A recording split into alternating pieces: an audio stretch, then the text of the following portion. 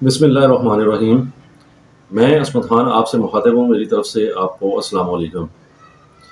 جیسا کہ آپ سب جانتے ہیں کہ یہ جو حکومت جو ہمارے اوپر مسلط کی گئی ہے، یہ حکومت اب تک ایک ہفتے کے اندر 60 روپے پر لیٹر پیٹرول کے اوپر بڑھا چکی ہے۔ اسی طرح بجلی کی قیمت میں 50% اضافہ کر دیا گیا ہے، اور ادویات کی جو قیمتیں ہیں وہ 30% بڑھ گئی ہیں، اور ابھی ان میں مزید اضافہ ہونا ہے۔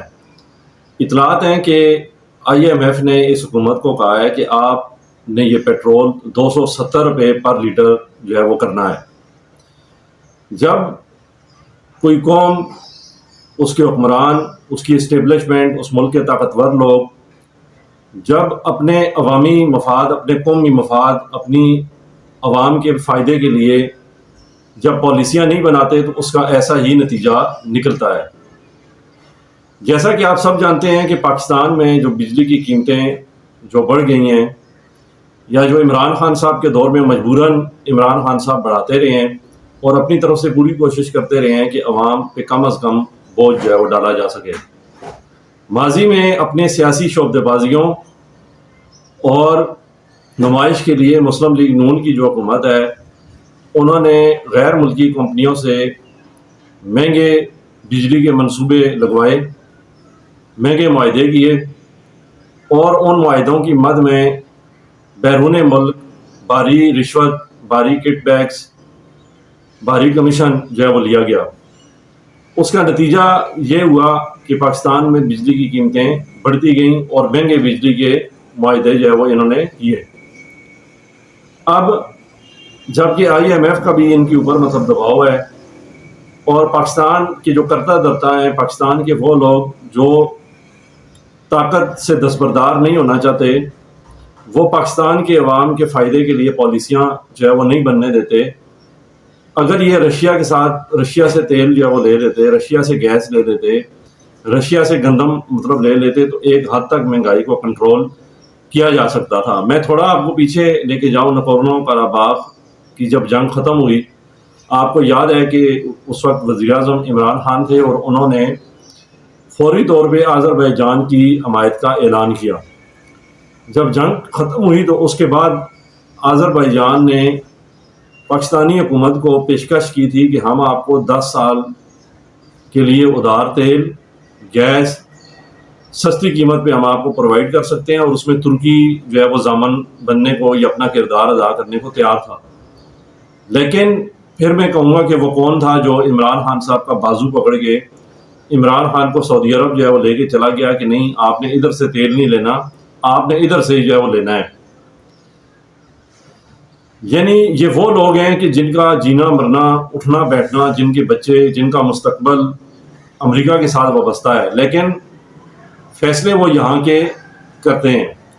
اب جب سے پیٹرول کی قیمت جو ہے وہ بڑھی ہے، رات جب سے اعلان ہوا ہے، جو خبریں آ رہی ہیں اس کے مطابق کراچی میں بہت سارے مقامات پہ رات کو احتجاج ہوا ہے، کہیں پہ توڑ پھوڑ بھی ہوئی ہے اور جلاؤ گراؤ بھی ہوا ہے۔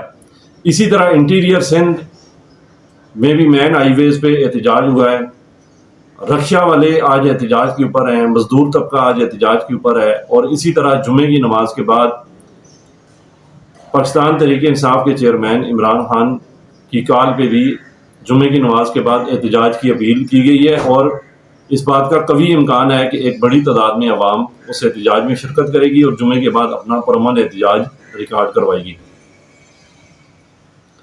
پاکستان میں جو اس وقت بجلی کے جو مسائل ہیں، اس کی جو بڑی وجہ ہے وہ یہ ہے کہ پچھلے 35-40 سال میں پاکستان میں ڈیمز پہ کام نہیں کیا گیا۔ ڈیمز پہ کام کیوں نہیں کیا گیا؟ اس لیے نہیں مطلب کیا گیا کہ مصنوعی پیٹرول، گیس، LPG یا مختلف دوسرے ذرائع سے بجلی کے معاہدے کیے گئے، اور ان میں اپنے ذاتی فائدے اور کمیشن جو ہے وہ حاصل کیے گئے۔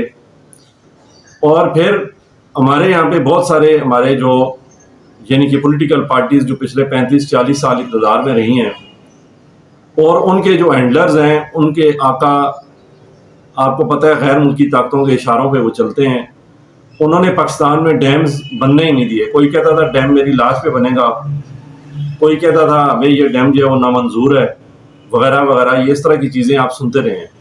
لیکن پاکستان میں ڈیمز نہیں بنے. ظاہر سی بات ہے کہ پانی سے جو بجلی بنتی ہے وہ سستی بجلی جو ہے وہ پیدا ہوتی ہے اور اس پہ خرچہ جو ہے وہ کم آتا ہے. اب جب کہ پیٹرول کی قیمت بڑھ گئی ہے، بجلی مہنگی ہو گئی ہے، اس کے نتیجے میں مہنگائی کا ایک نیا طوفان آئے گا. گھی پہلے ہی 600 روپے کے لگ بھگ، یعنی 605 روپے کلو آئل اور 580 روپے کلو گھی جو ہے وہ اس وقت پہنچ گیا ہے. اور اتفاق کی بات ہے کہ اس وقت وہ تمام صحافی انتقال فرما گئے ہیں جو مائک پکڑ کے مارکیٹوں میں جا کے مہنگائی کے بارے میں پروگرام کرتے تھے اور شور شرابہ یعنی کہ مچاتے تھے. وہ اس وقت سارے فوت ہو گئے ہیں. اب پیٹرول اور بجلی کی جو قیمت مطلب بڑھی ہے، اس کے نتیجے میں مہنگائی کا ایک نیا طوفان مطلب آئے گا. اس سے ہماری صنعتیں متاثر ہوں گی، ہمارے کارخانے متاثر ہوں گے.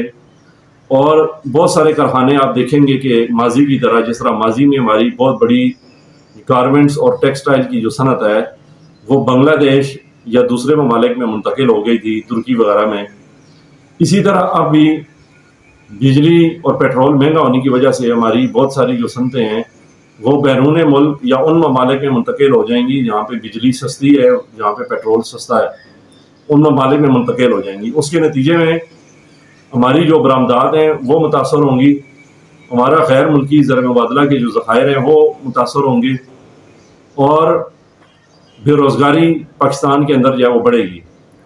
اب جب کہ پیٹرول کی قیمت بالکل مطلب آسمان کو پہنچ چکی ہے اور یہ 270 روپے تک انہوں نے لے کے جانی ہے، 270 روپے تک انہوں نے لے کے جانی ہے، تو اس میں وہ آدمی جس کی 30,000 یا 35,000 کا تنخواہ ہے اور وہ کرائے کے مکان میں رہتا ہے، وہ کیسے گزارا کرے گا.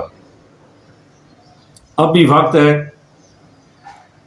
وقت ہے کہ بجائے اس کے کہ جو صورتحال ہمارے ملک میں بن رہی ہے، جس طرح مہنگائی کا طوفان آ رہا ہے اور مہنگائی عام آدمی اور غریب آدمی کے بس سے باہر ہوتی جا رہی ہے، اس سے ملک کے اندر نقص امن کے مسائل پیدا ہوں گے، ملک میں ہنگامے ہوں گے، جلاؤ گراؤ ہوگا، حالات خرابی کی طرف جائیں گے اور خدا نہ خواستہ ملک میں سول وار مطلب نہ ہو جائے، جس کے لیے غیر ملکی طاقتیں، دشمن طاقتیں موقع کی تلاش میں ہیں.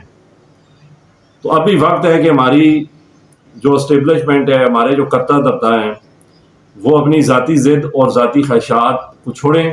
آخر آپ نے اللہ کو بھی جواب دینا ہے. آپ اس ملک کے اندر فری اینڈ فیئر صاف ستھرے آزادانہ انتخابات آپ کروائیں اور اس انتخابات کے نتیجے میں جو بھی جماعت مطلب جیتتی ہے اس جماعت کو آپ پوری طاقت کے ساتھ حکومت آپ کرنے دیں.